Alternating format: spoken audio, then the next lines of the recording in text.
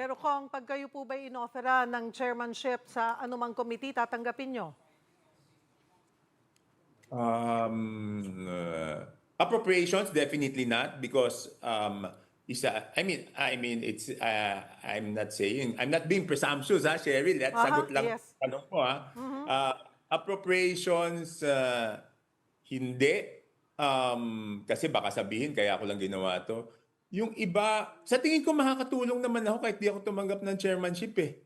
Di ba, ayoko lang talaga mabahiran yung ginawa ko eh, di ba? Ayoko lang na lumabas, ginawa ko dahil may kapalit. So, mukhang hindi. Mukhang hindi.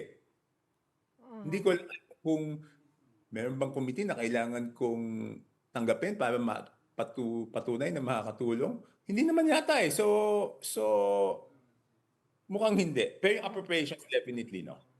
If Pero ever, kung not presumptuous. other than that committee, kung may i-offer man sa inyo, it's something that you're gonna consider. But Pag-iisipan. hindi ko pa napag-isipan, pero parang ang sasabihin ko naturally is ibigay nyo na lang sa iba.